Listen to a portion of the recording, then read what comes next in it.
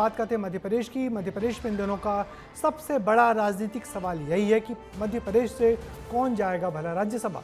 नाम भरने की तारीख जैसे जैसे करीब आ रही है और बीजेपी कांग्रेस का आलाकमान नामों की मशक्कत में जुटा हुआ है। मुख्यमंत्री डॉक्टर मोहन यादव दिल्ली जा पहुंचे हैं और कांग्रेस के नेता भी दिल्ली तलब कर लिए गए हैं। बीजेपी कांग्रेस में कौन कौन है संभावित नाम, हमारी इस रिपोर्ट में देखिए। मध्य प्रदेश के मुखिया डॉक्टर मोहन यादव ने दिल्ली में जाकर नितिन नवीन से मुलाकात की और कांग्रेस ने कांग्रेस के बड़े नेता यानी दिग्विजय सिंह, कमलनाथ, पीसीसी चीफ जीतू पटवारी, नेता प्रतिपक्ष उमंग सिंघार को दिल्ली बुलाया। तस्वीरें दो हैं, पार्टीज अलग हैं, लेकिन इन मुलाकातों के पीछे की वजह एक, राज्यसभा चुनाव। देश में राज्यसभा चुनावों का बिगुल बज चुका है। 18 जून को 10 राज्यों में 24 सीटों के लिए चुनाव होने वाले हैं और नामांकन की प्रक्रिया भी 1 जून से शुरू हो गई है। इन्हीं 24 सीटों में 3 सीटें मध्य प्रदेश की भी हैं। प्रदेश में यूं तो 11 राज्यसभा की सीटें हैं, लेकिन फिलहाल खाली 3 ही हो रही हैं। इनमें सुमेर सिंह सोलंकी और जॉर्ज कुरियन 2 बीजेपी से राज्यसभा सांसद हैं और 1 कांग्रेस से दिग्विजय सिंह की सीट है। यानी अब भी बीजेपी की 2 सीटें खाली हो रही हैं और कांग्रेस की 1। इन्हीं सीटों पर अब दोनों पार्टीज अपने किन नेताओं पर भरोसा जताए, इसी को लेकर दिल्ली में बैठक हुई और नामों पर चर्चा हुई है। कांग्रेस ने अपने नेताओं से बातचीत की और इसके बाद कुछ नामों की चर्चा तेज हो गई। सबसे पहला नाम दिग्विजय सिंह का ही है। भले ही दिग्विजय सिंह राज्यसभा जाने से मना कर चुके हैं, लेकिन कयास है कि कांग्रेस उन्हें एक बार फिर मौका दे सकती है। दूसरा नाम है कमलनाथ का। पूर्व सीएम है और केंद्र नेतृत्व की पसंद है। इस लिस्ट में पूर्व पीसीसी चीफ अरुण यादव का भी नाम है। मीनाक्षी नटराजन का नाम भी हो सकता है। मीनाक्षी नटराजन और राहुल गांधी की करीबी हैं और जमीनी स्तर से जुड़ी नेता हैं। इसके अलावा कमलेश्वर पटेल भी इस रेस में शामिल हैं। तो वहीं बीजेपी के हाथ में 2 सीट्स हैं। सूत्रों की माने तो 1 सीट पर फिर सुमेर सिंह सोलंकी को ही रिपीट किया जाएगा। भले ही वो महामंत्री बनाए गए हों, लेकिन वो एक युवा आदिवासी चेहरा भी हैं। तो वहीं दूसरा नाम है पूर्व मंत्री अरविंद भदौरिया का, जो युवा चेहरा है और अब तक इनके पास कोई पद नहीं है।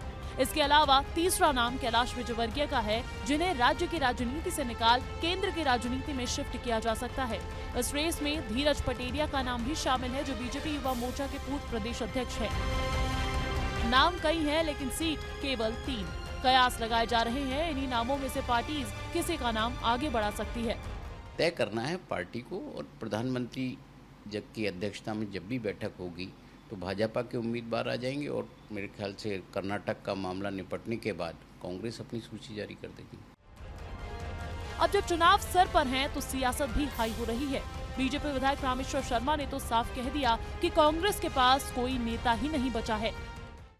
वो कमलनाथ जी और दिग्विजय सिंह जी ये जानते हैं कि उनके सारे रास्ते बंद हो गए, और रास्ते किसने बंद किए हैं? वो दिल्ली में के राहुल भैया और यहाँ जीतू भैया, ये 2 भैयाओं ने कांग्रेस के सारे सीनियर नेताओं को लंगड़ा घोड़ा और कौन सा घोड़ा, बारात का घोड़ा बना दिया है। अब ये घोड़े तय करें कि ये दोनों नौजवानों से इनको कैसे निपटना है। देखिए, मुझे लगता है रामेश्वर जी को भाजपा में क्या चल रहा है उसकी तो भनक है।